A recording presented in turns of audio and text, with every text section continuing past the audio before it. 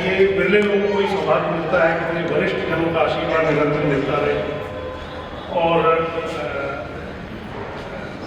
जो ऊर्जा, कभी कभी ऊर्जा का क्षय लगता है, कभी लगता है कि हम वीक हो रहे हैं, तो अज्ञात जी की तरफ जैसे ही नजर जाती है कि इस उम्र के पड़ाव में जितनी ऊर्जा के साथ हम अलग अलग चीज़ों से जुड़े हुए हैं वो एक ही होते हैं।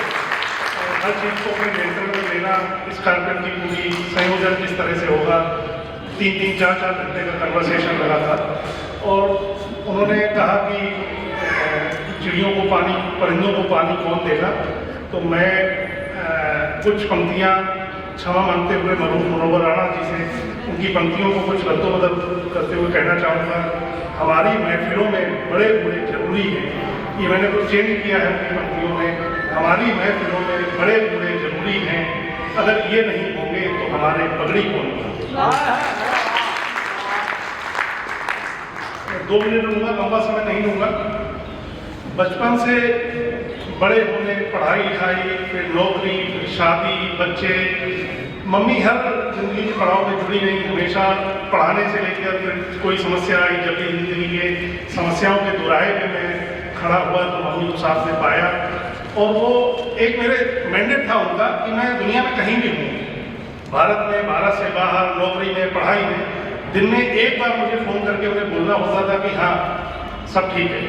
वो 24 घंटे में एक फ़ोन कॉल जरूरी थी मेरे लिए करना, कहीं भी मैं रहूँ।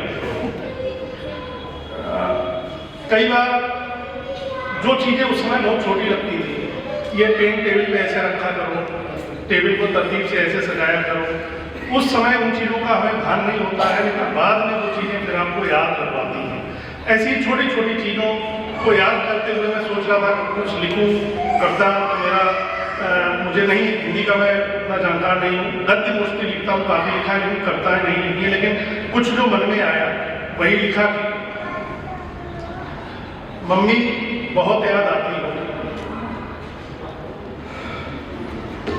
जब गली में गाड़ी मोड़ता हूँ तुम्हें गेट पे खड़ा ना देख बहुत याद आती है।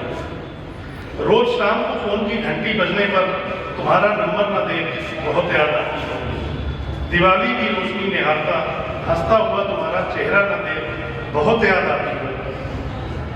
तस्वीर के लिए तैयार सबके बीच तुम्हें न देख बहुत याद आती है। मम्मी बहुत याद आती है। 5th क्लास से लेकर 10th तक उन्होंने मेरे लिए बहुत नोट्स लिखे। 10th में बोर्ड के एग्जाम में ऐसे लिखने पाता था, करीब 50 से ज़्यादा विषयों पे उन्होंने मेरे लिए ऐसे लिख के तैयार किए जो मैंने तैयार करके बोर्ड में मुझे लिखने थे। अलमारियों में तुम्हारे लिखे हजारों पन्ने देख बहुत याद आती है। स्कूल के लिए बनाए सैकड़ों नोट्स देख बहुत याद आती है। बड़ी तरतीब से सजाई गई टीवी देख बहुत याद आती है। पुराने स्टेपलर को आज भी डिब्बे में रखा देख बहुत याद आती है। मम्मी बहुत याद आती है। तिरछी लिखाई पर जब कोई नहीं टोकता, मेरे राइटिंग के प्रति वो बहुत चिंतित थी, मैं नहीं कर पाया। मेरी लिखाई पर जब कोई नहीं टोकता तो बहुत याद आती हो। शाम को देर से लौटने पर कोई नहीं डांटता तो बहुत याद आती हो। तुम्हारे फोन से खेलते हुए बच्चों को कोई नहीं टोकता तो बहुत याद आती हो। बुखार में रात भर मेरा कोई टेम्परेचर नहीं पूछता तो बहुत याद आती हो। गली में सामान बेचने वाले को कोई नहीं रोकता तो बहुत याद आती हो।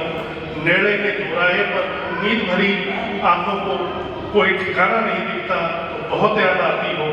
कविता की पंक्तियों में शुभकामनाएं नहीं मिलती तो बहुत याद आती हो।